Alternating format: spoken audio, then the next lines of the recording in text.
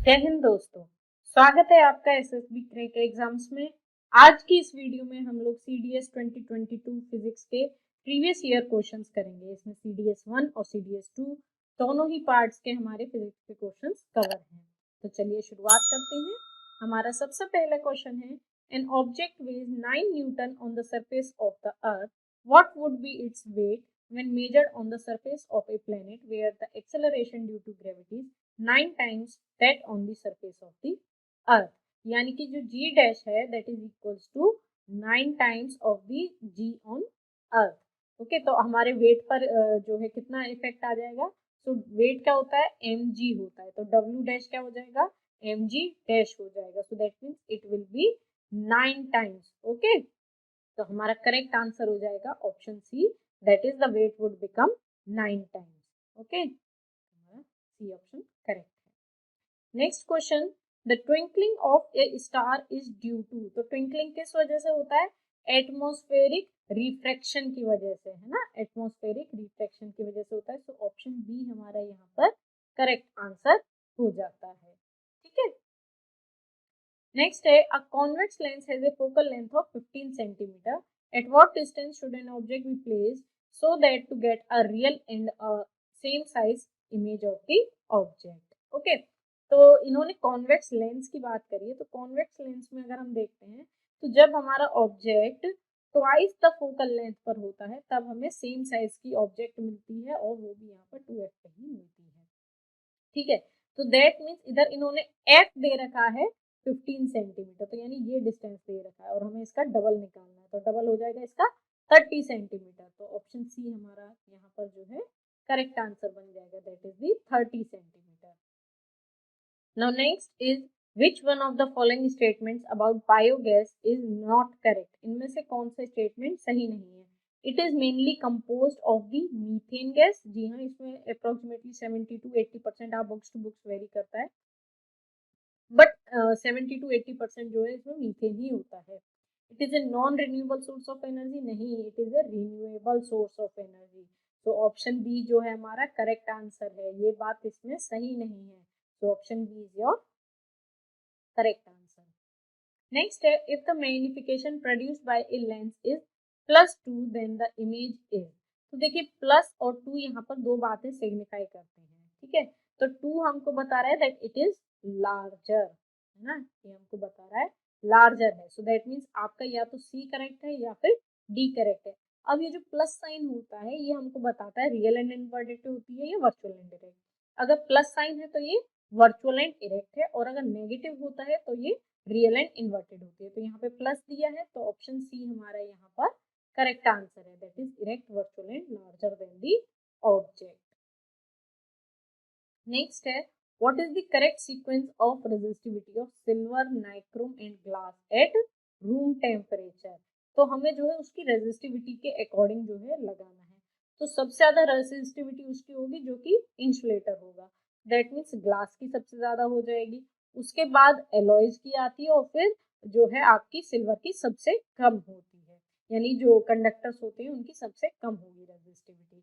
तो that means इस के हिसाब से हमारा ऑप्शन ए जो है करेक्ट आंसर रहता है। तो conductors, alloys and then insulator. तो आप देखिए यहाँ पर 10⁻⁻⁸ ऑर्डर की है रेजिस्टिविटी, अलॉयज की 10⁻⁻6 ऑर्डर की है, और इंसुलेटर्स की बात करते हैं तो 10⁻14, 16, 18 इस तरीके से जो है वेरी करती है। ठीक है, सो काफी ज्यादा होती है resistivity in case of the insulator. Next है, at the time of short circuit the current in the circuit reduces, does not change, increases और कीप्स ऑन फ्लक्चुएटिंग। तो शॉर्ट सर्किट के समय जो है जो करंट होता है वो एकदम से बढ़ जाता है, so it increases heavily. So option C जो है हमारा यहाँ पर करेक्ट आंसर है। नेक्स्ट है, which one of the following statements is not correct, इनमें से कौन सा स्टेटमेंट जो है यहाँ पर हमारा करेक्ट नहीं है। Electric motor converts electrical energy into mechanical energy, क्या इलेक्ट्रिक मोटर कन्वर्ट करती है इलेक्ट्रिकल को मैकेनिकल में? बिल्कुल। Electric generator works on the principle of electromagnetic induction? बिल्कुल। The magnetic field at the center of long circular coil carrying current will be parallel straight lines, बिल्कुल होता है, centre पे हमारे पास स्ट्रेट लाइन ही होती है। Wire with a green insulation is usually the live wire, नहीं उसको हम अर्थ वायर बोलते हैं। सो ऑप्शन डी हमारा यहाँ पर करेक्ट आंसर है। Okay, so option D is your correct answer. Next है, a boy complete one round of a circular track of diameter 200 meter in 30 seconds. What will be the displacement at the end of 3 minutes and 45 seconds? तो देखिए, एक जो है circular track है जिसका diameter कितना है, 200 मीटर है, ठीक है, और कंप्लीट करता है 30 सेकेंड्स में। कितने सेकेंड्स में? 30 सेकेंड्स में। अब उसके बाद 3 मिनट और 45 सेकेंड्स में, यानी कि 3 मिनट यानी 180, और उसमें आप ऐड कर दीजिए 45 सेकेंड्स। ओके, तो इतने में जो है वो कहाँ पर जो है पहुंचेगा, उससे हम डिस्प्लेसमेंट निकालेंगे। तो जब 3 मिनट्स कंप्लीट होंगे तो यानी कंप्लीट 6 राउंड यहाँ पर वो कर चुका है। उसके बाद 45 सेकेंड्स देखते हैं तो एक कंप्लीट राउंड और एक हाफ राउंड हो जाएगा। So that means he will be at the opposite end. तो डिस्प्लेसमेंट जो है आपका डायमीटर के बराबर आ जाएगा, that will be 200 metre. So option C हमारा यहाँ पर करेक्ट आंसर बन जाता है, ठीक है। नेक्स्ट है, what happens to the gravitational force between two objects if the mass of one object is double and the distance between them is also double. तो ग्रेविटेशनल फोर्स आप लोगों को पता है, this is given by Gm1 m2 upon R square. अब इन्होंने क्या कहा है क्वेश्चन में, if the mass of one object is double, यानी मैं m1 को डबल कर देती हूँ तो 2m1 बन जाएगा, and distance between them is also double. तो अगर मैं डिस्टेंस भी डबल कर देती हूँ तो हमारे पास 2r का होल स्क्वायर हो जाएगा। तो 2r का whole square that means 4r square, तो 4 से कट हो जाएगा, तो हमारे पास क्या बचेगा, capital G m1 m2 upon 2r square बचा। तो that means the force will be halved. तो ऑप्शन सी हमारा यहाँ पर करेक्ट आंसर हो जाएगा, ठीक है। नेक्स्ट है, which one of the following statement is true with regard to a green house?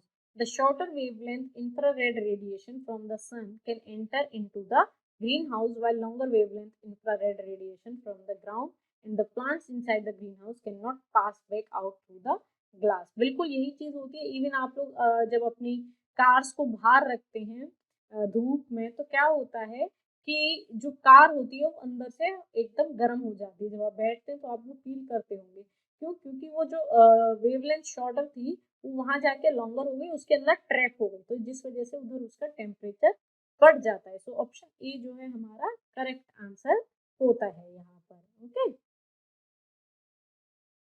Next है, if an object of mass 10 kilogram is moving with a uniform speed of 10 metre per second, then the linear momentum and kinetic energy of the object are. तो आपको जो है मास दे रखा है और velocity दे रखी है, that is the 10 kilogram and 10 metre per second, ठीक है। तो मोमेंटम के लिए mv हो जाएगा, सो दैट मीन्स 100 आ जाएगा। ओके, न्यूटन सेकेंड में भी इसको एक और यूनिट होती है, तो 100 तो आ गया। तो आपके ये दोनों ऑप्शन तो कट हो गए। अब आपको क्या निकालना है, kinetic energy. So that will be equals to half mv square. तो आपके पास कितनी आ जाएगी, हाफ इंटू 10 इंटू 100। ओके, तो ये आपका कट हो गया 5, सो that will B 500 joule. So that means option A हमारा यहाँ पर करेक्ट आंसर है, ठीक है। नेक्स्ट है, in electrical circuit having combination of resistance and capacitance is given below, the current flowing through the circuit will be. तो इस circuit से कितना जो है करंट फ्लो होगा वो हमको निकालना है, हमें ये सर्किट दिया है। तो यहाँ पर जब इन्होंने ये कैपेसिटर लगाया है और डीसी सप्लाई दी है, तो इस वाली आर्म में से तो करंट फ्लो होगा ही नहीं। तो यानी कि इस तरीके से कि मानो ये जो करंट है ये इस तरीके से जाएगा और इस रेजिस्टेंस से और फिर यहाँ से इस तरीके से सर्किट अपना कंप्लीट करेगा, ठीक है। तो अब ये टोटल रेजिस्टेंस क्या है, क्योंकि अब ये दोनों रेजिस्टेंस किस में है, सीरीज में, तो टोटल रेजिस्टेंस 10 + 10 दैट इज दी 20 ओम हो जाएगा। और V कितना दे रखा है आपको, 10 वोल्ट दे रखा है। और I क्या होता है आपके पास, V अपॉन R होता है। Okay, so that means it will be equals to 10 upon 20 that is the 0.5। So option D हमारा यहाँ पर करेक्ट आंसर हो जाएगा, ठीक है। Now next question is, the pitch of a sound wave depends upon which of the following characteristics। तो pitch की जब हम बात करते हैं, जो shrillness बताती है हमको कि वॉइस आपकी कितनी जो है श्रिल है या होर्स है, so that is given by the frequency. Okay, so correct answer है यहाँ पर हमारा option D, that is the frequency. Next है the device use for measuring electric current in a circuit is called. तो उसको हम किससे मेजर करते हैं, एमीटर से मेजर करते हैं। वोल्ट मीटर आपका पोटेंशियल डिफरेंस मेजर करता है, मोटर जो है इलेक्ट्रिकल एनर्जी को मैकेनिकल एनर्जी में कन्वर्ट करती है, और जनरेटर मैकेनिकल को इलेक्ट्रिकल में कन्वर्ट करता है। सो ऑप्शन ए जो है यहाँ पर हमारा करेक्ट आंसर है, ammeter. Next is a metal wire of length L and diameter D has resistance R. What would be resistance of another wire of the same metal and of the same length but having double the diameter? तो इन्होंने कहा एक metal wire है जिसकी length है R, diameter है D और उसका रेजिस्टेंस है R। अब दूसरे वायर का बताना है जिसका सेम मेटल है, तो यानी कि उसकी रेजिस्टिविटी क्या हो गई, सेम हो गई है ना, और सेम लेंथ है, बट उसका डायमीटर क्या है, इधर डबल हो जाता है। Okay, so that means 2D हो जाता है। अब हमें ये नया रेजिस्टेंस जो है इसकी वैल्यू निकालनी है। तो यहाँ पर ये तो वैल्यू कितनी हो जाएगी, R is equals to rho L upon A होता है, ए यानी कि pi r square, so that means pi r square या पाई डी स्क्वायर बाय 4, तो वो हमारे कांस्टेंट आ जाता है। ठीक है, तो अगर हम आर डैश निकालेंगे तो आर डैश हमारे पास क्या आ जाएगा, R dash will be equals to rho L upon A. A यहाँ पर क्योंकि डायमीटर अलग है तो वो चीज चेंज होगी, सो पाई आर डैश स्क्वायर, तो यानी पाई 2 टाइम्स आ जाएगा, है ना। सो 2r की पावर आपके पास whole square, so that means ये 2 जो है आपका क्या बन जाएगा, स्क्वायर करेंगे तो 4 बन जाएगा, so that means it will be equals to r by 4। So option B जो है हमारा यहाँ पर करेक्ट आंसर हो जाएगा। ठीक है, नेक्स्ट है an object is dropped from a height onto the floor. आपने ऊपर से एक गिराया है फ्लोर पर, which one of the following remains uniform as it false.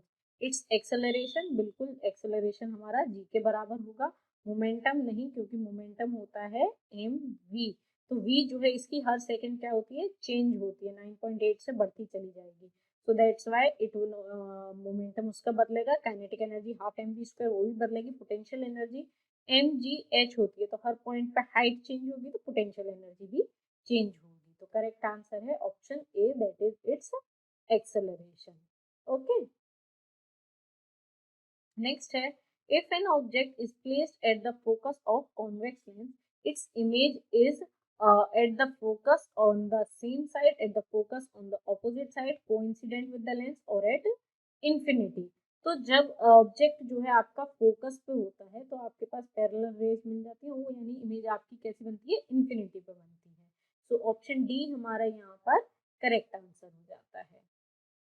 Next है which of the following statements about the aperture of convex lens is correct. तो इनमें से कौन सी जो है अपर्चर के बारे में सही है, it is equal to its radius of curvature, focal length और independent of radius of curvature और equal to half the focal length. तो अगर हम किसी लेंस की बात करते हैं तो उसमें अपर्चर, ये जो हमारा डिस्टेंस आ जाता है, this distance is the aperture of the lens. Okay, तो यानी या ना तो ये रेडियस ऑफ कर्वेचर के बराबर होगी, ना फोकल लेंथ की, ना उन पर किसी तरीके से डिपेंड करेगी, so that means it is independent of the radius of curvature. So option C हमारा यहाँ पर करेक्ट आंसर होता है। नेक्स्ट है when water is heated from 0 degree Celsius to 4 degree Celsius, its density remains constant, increases decreases. तो density आप देखेंगे anomalous expansion of water में आपको मिलेगा, इस तरीके से इंक्रीज करती है 4 तक और फिर डिक्रीज करती है।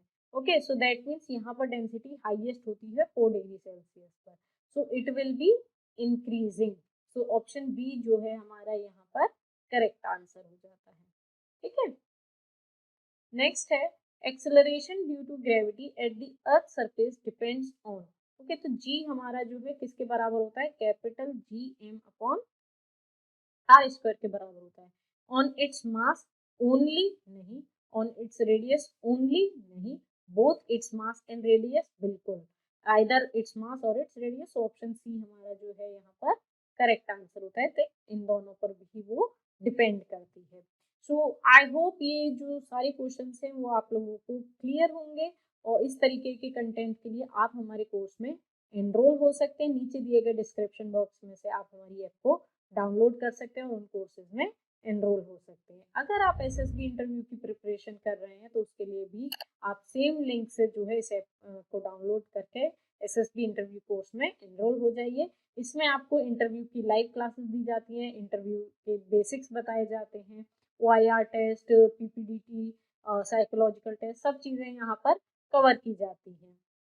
ओके, जिससे कि आपका जो है एसएसबी इंटरव्यू क्रैक हो सकता है। ओके, और इन सभी कोर्सेज पर अगर आपको एक्स्ट्रा 10% का डिस्काउंट चाहिए तो हमारा कोड वॉरियर10 यूज करना ना भूलें, जिससे कि आपको एक्स्ट्रा 10% का डिस्काउंट मिल जाए। So I hope that you enjoyed the lecture and I will come with such more lectures. So stay tuned till then. जय हिंद। अगर आप एक डिफेंस एस्पिरेंट हैं और SSB interview, NDA, CDS, FCAT जैसे एग्जाम्स के लिए प्रिपेयर कर रहे हैं तो आप एसएसबी क्रैक एग्जाम्स के कोर्स को चेक करना ना भूलें। आप हमारी लर्निंग एप्लीकेशन को गूगल प्ले स्टोर से भी डाउनलोड कर सकते हैं।